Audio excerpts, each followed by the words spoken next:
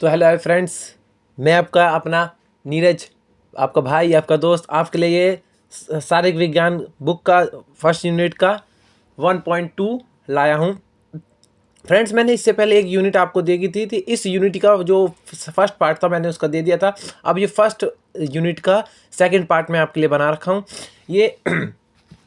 ये यूनिट भी बहुत आसान है। इसमें बस क्या बताया गया है कि शारीरिक शिक्षा का विकास कैसे हुआ। मतलब जो पश्चिमी देश है, हिंद है, पश्चिमी देश है, वहाँ पे शारीरिक शिक्षा का विकास कैसे हुआ उसके बारे में हम थोड़ा सा यहाँ पे पढ़ेंगे। ठीक है फ्रेंड्स, तो हम पढ़ते हैं, इसमें देखते हैं इसमें है क्या। 1947 में स्वतंत्रता की प्राप्ति के पश्चात भारत में लगभग सभी संख्याओं में तीव्रता से प्रगति उन्नति की। मतलब 1947 में स्वतंत्रता के बाद, मतलब स्वतंत्रता के समय भारत कई हिस्सों में उसने प्रगति की, उन्नति की। ठीक है, भारत के संविधान के अनुसार शिक्षा राज्य का विषय है, किंतु केंद्र सरकार ने संपूर्ण नियंत्रण बरकरार रखा है। शारीरिक शिक्षा व खेल को शिक्षा के साथ जोड़ दिया गया है। जो शारीरिक शिक्षा है वो खेल, जो शारीरिक शिक्षा व खेल को, जो शारीरिक शिक्षा है वो खेल को वो शिक्षा के साथ जोड़ दिया गया है, ये कहा जा रहा है इसमें। स्वतंत्रता के पश्चात दो मुख्य आयोजन ने भारत के शारीरिक शिक्षा इतिहास में महत्वपूर्ण भूमिका निभाई। मतलब जब स्वतंत्रता हुई उसके पश्चात उसी समय भारत में दो ऐसे महत्वपूर्ण भूमिका हुई, यानी दो ऐसे महत्वपूर्ण नीतियां लागू की गई जिसके माध्यम से शारीरिक शिक्षा के इतिहास में बहुत बड़ा हम कह सकते हैं कि बहुत बड़ा परिणाम उत्पन्न हुआ। जैसे कि कह सकते हैं, यहाँ पे लिखा है हमारा, भारत द्वारा 1948 लंदन ओलंपिक खेलों में स्वतंत्र देश के रूप में भाग लेना। यानी 1948 में लंदन में ओलंपिक खेल हो रहा था, वहां पे भारत ने एक स्वतंत्र देश के रूप में वहां पे भाग लिया था। सेकंड पढ़ते, सन 1991 में प्रथम एशियाई खेलों का भारत में आयोजन। मतलब 1951 में सबसे पहले, 1951 में प्रथम, सबसे पहले 1951 में एशियाई खेल यानी हम एशियाई में तो रहते हैं, ये दिल्ली है, इंडिया है, एशियाई में है। तो जो भारत में यानी 1991 में एशिया में प्रथम खेल का आयोजन हुआ भारत में। ठीक है, ये बहुत ज़्यादा इंपॉर्टेंट है, इसको आप ध्यान रखिएगा। फ्रेंड्स, अब आगे बढ़ते हैं।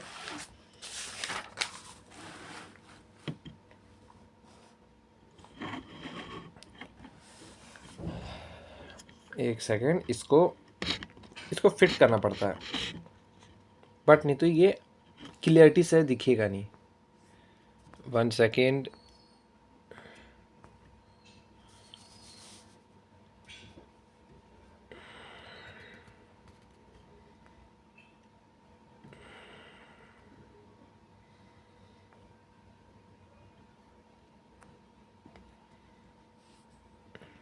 एक सेकेंड फ्रेंड्स,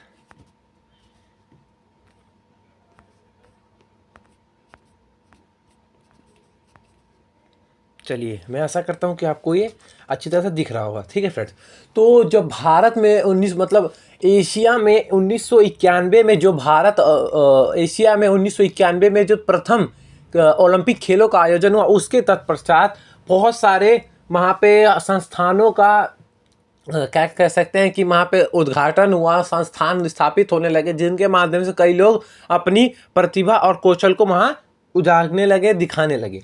तो पहला क्या है, ताराचंद कमेटी। ताराचंद कमेटी सन 1948 में, एक सेकेंड, 1 सेकेंड फ्रेंड्स,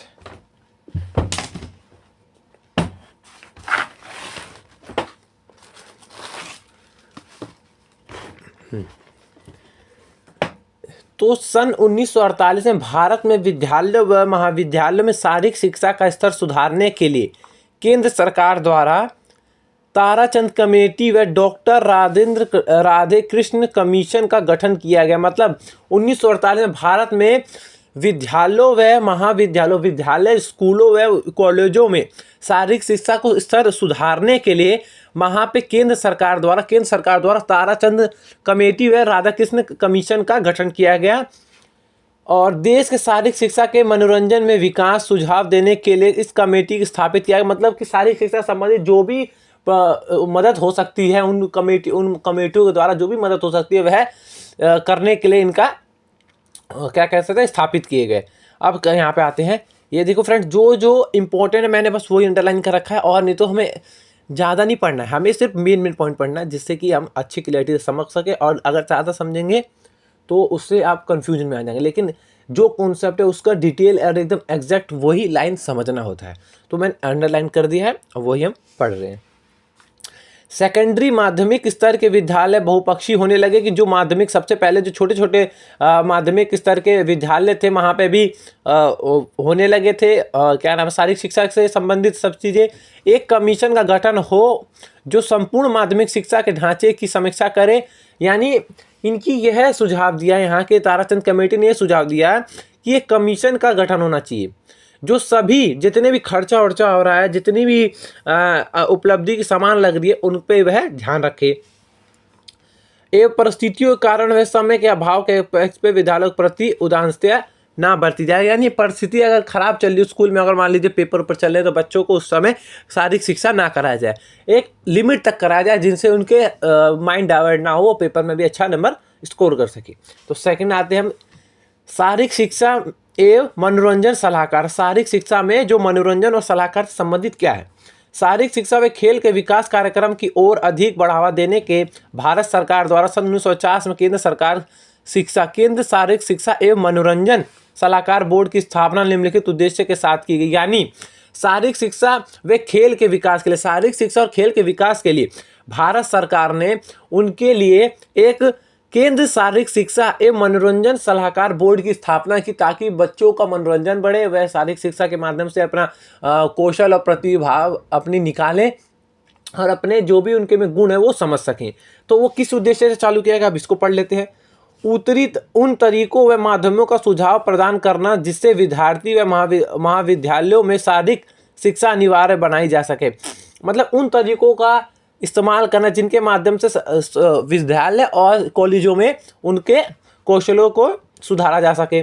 शारीरिक शिक्षा के विभिन्न स्तरों प्राथमिक, माध्यमिक, यूनिवर्सिटी के पाठ्यक्रम निर्धारित व संतुष्ट सिफारिश करना, यानी केंद्र शारीरिक शिक्षा के माध्यम से उसने उस संस्था ने प्राथमिक, एक तो प्राथमिक जो प्राथमिक स्तर पर पढ़ाई होती है, और एक होती है माध्यमिक, और एक होते यूनिवर्सिटी, ये तीनों स्तर पे उन्होंने रिक्वेस्ट की और सिफारिश की कि इस शारीरिक शिक्षा को एक विषय के रूप में पढ़ाया जाए। शिक्षण संस्थानों में शारीरिक शिक्षकों की नियुक्ति के लिए निश्चित नियम, शर्तें, मानदंड व शैक्षणिक योग्यताओं का निर्धारण करना जाना। मतलब शिक्षण संस्थानों में, मतलब जो लिखा पढ़ी से संबंधित जितने भी टीचर वगैरह होते हैं शारीरिक शिक्षा संबंधित, उनके लिए नियमित शर्तें हो, मानदंड हो, कानून हो, और एक शैक्षणिक योग्यताओं की उस व्यक्ति को इतनी डिग्री तो चाहिए इस टीचर बनने के लिए निर्धारित की गई।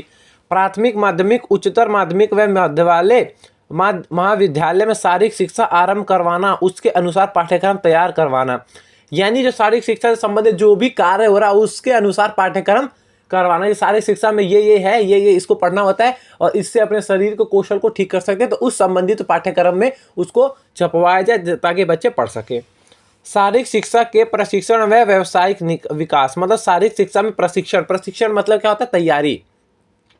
तो शारीरिक शिक्षकों के प्रशिक्षण, जो शारीरिक शिक्षकों हैं, शारीरिक जो शिक्षक है, टीचर है, उनके लिए तैयारी व व्यावसायिक विकास, ताकि वो शारीरिक शिक्षा से संबंधित जो टीचर बनना चाहते हैं उनके लिए उनकी तैयारी की जाने के लिए बड़े बड़े संस्थान खोले जाने चाहिए और उनको व्यवसाय में क्या करना चाहिए? अवसर प्रदान करना चाहिए। ये शारीरिक शिक्षा के क्षेत्र में शोध करने हेतु छात्रवृत्ति योजनाओं को लागू करवाना।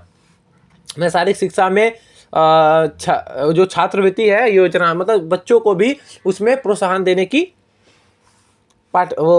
मंजूरी देना। देश के विभिन्न महाविद्यालयों में शारीरिक शिक्षा के कार्यक्रम में पाठ्यक्रम की समीक्षा कर सुझाव देना, मतलब देश के अलग अलग स्कूलों में, अलग अलग कॉलेजों में उनको शारीरिक शिक्षा के महत्व को बताना ताकि वे भी समझ सकें। बोर्ड का महत्वपूर्ण योगदान शारीरिक शिक्षा के क्षेत्र में पुरुषों, लड़कों और महिलाओं, लड़कियों के लिए 2 भिन्न पाठकों को शामिल करवाना रहा है। यानी जो बोर्ड थी हमारी शारीरिक शिक्षा मनोरंजन बोर्ड, इसका माध्यम था कि बच्चों के लिए अलग, बड़ों के लिए अलग और महिलाओं के लिए अलग अलग रूल से अलग अलग पाठ्यक्रम उनको पढ़ाया जाए, ताकि वे अपने अपने क्या करें, अपने अपने शारीरिक बनावट के स्तर पे, अपने अपने शारीरिक बनावट और अपने शारीरिक रचना के स्तर पर वो अपनी कौशल और प्रतिभा को उजागर कर सकें। फ्रेंड्स अब देखिए हमने 1 2 2 पढ़ लिया, हमें 3 से 4 इसके जो संस्थान है वो पढ़ लेनी। तो अखिल भारतीय खेल परिषद इस पे आ जाते हैं।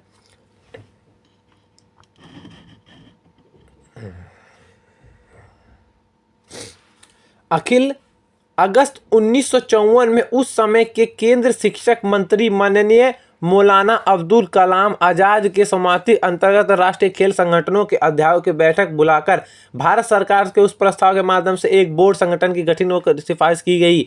मतलब उस समय जो केंद्र शिक्षा मंत्री थे हमारे कौन, अब्दुल कलाम, वह हमारे सभी राष्ट्रीय संगठनों को बुलाकर भारत सरकार को एक प्रस्तावना दी, मतलब प्रस्तावना या कहे तो एक सिफारिश की कि सारी शिक्षा महत्वपूर्ण है बच्चों के लिए और वह लागू की जाए। तो 1954 की अखिल भारतीय खेल परिषद की स्थापना की। तो 1954 में अखिल भारतीय खेल परिषद की स्थापना की और यह किस किस उद्देश्य से की गई, विभिन्न राष्ट्रीय खेल संगठनों में भारत सरकार के माध्यम समन्वय स्थापित करने के लिए कड़ी रूप से कार्य करना का मतलब अलग अलग राष्ट्रीय अलग अलग देशों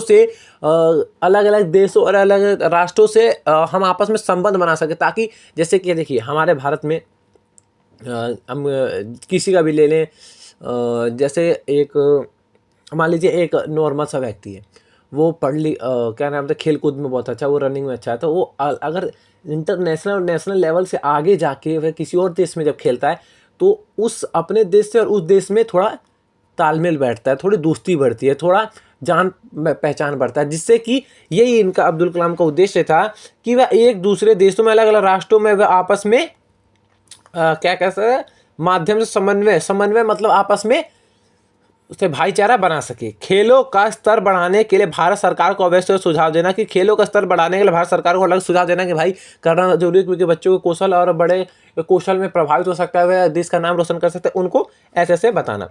खेलों का उत्कृष्ट का विकास करना, व राष्ट्रीय टीमों को अंतरिक्ष अवसर देना, उनका जो राष्ट्रीय टीम है उनको अंतर्राष्ट्रीय स्तर पर भी अवसर देना चाहिए। अर्जुन पुरस्कार ये भाई साहब ये तो इम्पोर्टेंट है। अर्जुन पुरस्कार खेल क्षेत्र में श्रेष्ठतम प्रदर्शन करने वाले, मतलब अर्जुन पुरस्कार उस समय 1954 में अर्जुन पुरस्कार उस व्यक्ति को दिया जाता तो खेल प्रदर्शन करने वाले खिलाड़ी को उच्च अवार्ड पुरस्कार के लिए खिलाड़ियों के नाम नामांकित करना। यानी उस समय जो बच्चा, जो व्यक्ति, जो धावक या जो अन्य कोई व्यक्ति जो भी प्रतियोगिता में भाग लेता था, प्रदर्शन उसका अच्छा होता था, वह अच्छे नंबर लाता था, मतलब अच्छे स्कोर प्रेजेंट करता था, तो उसको ये अर्जुन पुरस्कार दिया जाता था और उसका नाम अंकित किया जाता था। ठीक है, अब आ जाते हैं, हमारा ये लास्ट टॉपिक है, ये रहा लास्ट टॉपिक है हमारा राष्ट्रीय अनुशासन योजना। राष्ट्रीय अनुशासन योजना का मतलब क्या है, एनडीएस।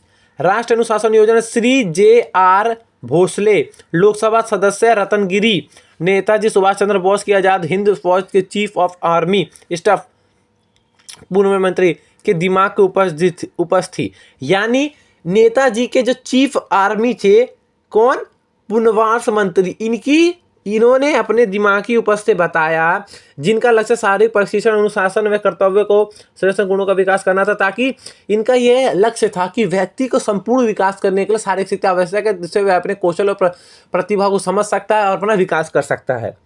तो इन्होंने इनके उद्देश्य की पूर्ति के लिए 24 जुलाई 1954 में राष्ट्रीय अनुशासन योजना की रूपरेखा तैयार की।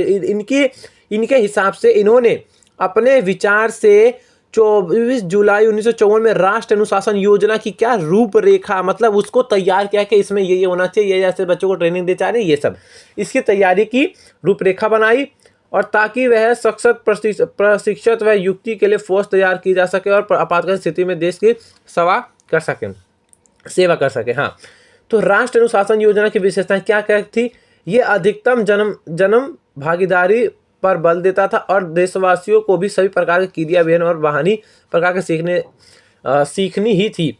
मतलब यह अधिकतर जमीनी भागीदारी पर बल देता था और यह देशवासियों को सभी प्रकार की क्रिया बिना, मतलब सभी प्रकार के क्रिया बिना किसी बहान बनाए सीखनी ही थी। मतलब किसी भी प्रकार सभी व्यक्तियों को, देशवासियों को किसी न किसी प्रकार से यह जो हमारे सारी शिक्षा संबंधित वो सीखना ही था। इस क्रिया में विभिन्न प्रकार के ड्रम मशीन, लोजियम, लोक नृत्य, गायन व जिम्नास्टियम शामिल थे। इन क्रियाओं में विभिन्न प्रकार के खेल जैसे जिम्नास्टियम, लेजियम खेल, जिनके माध्यम से व्यक्ति अपना शारीरिक विकास ठीक कर सकता था। भारत में पारस्परिक खेल व क्रियाओं को सीखने जैसे खो खो, मतलब भारत में पारस्परिक खेल मतलब जो होते रहते हैं वो क्रियाओं को सीखने के लिए जैसे खो खो, कबड्डी, मल्ल, लेजियम अधिक बल दिया गया इसको। शारीरिक शिक्षा व प्रशिक्षकों के लिए सेवानिवृत्त प्रशिक्षण का पूर्ण वेतन पाठ्यक्रम का अनिवार्य कर दिया गया। यानी शारीरिक शिक्षा शिक्षकों के लिए, टीचरों के लिए या प्रशिक्षकों के लिए, बच्चों के लिए सेवाकालीन जब तक उनकी सेवा, मतलब जब तक उनके लिए शारीरिक शिक्षा से संबंधित शारीरिक शिक्षा वो बच्चों और बड़ों के लिए उनको पढ़ाए जाने के लिए पाठ्यक्रम अनिवार्य कर दिया कि हाँ भाई पढ़ाना तो है ही अब। ठीक है फ्रेंड्स, तो ये हमारा फर्स्ट चैप्टर शारीरिक शिक्षा का फर्स्ट यूनिट का हमारा 1.2 पार्ट था। तो फ्रेंड्स, तो ये तो पार्ट तो हो गया, और इससे पहले जो मैंने पार्ट दिया तो मैं आशा करता हूँ कि आप वो भी समझ चुके होंगे। और अगर आपने पिछला पार्ट नहीं देख रहा था तो इससे पहले जाके आप वो समझे, क्योंकि इससे पहले जो भी वो पार्ट में पढ़ाया हूँ मैं, उससे आपकी जो दिमाग में क्लैरिटी होगी वो ठीक होगी। शारीरिक शिक्षा संबंधित होता क्या, शारीरिक शिक्षा है क्या, शारीरिक शिक्षा पार्ट है क्या। ठीक है फ्रेंड्स, उसके बाद आप ये देखें। और फ्रेंड्स, अगर आपको, मैं बोलूँगा नहीं, लेकिन अगर आपको मेरे पढ़ाया हुआ समझ आता है तो ही आप सब्सक्राइब, लाइक और बेल आइकन प्रेस करें। ठीक है फ्रेंड्स, जय भारत।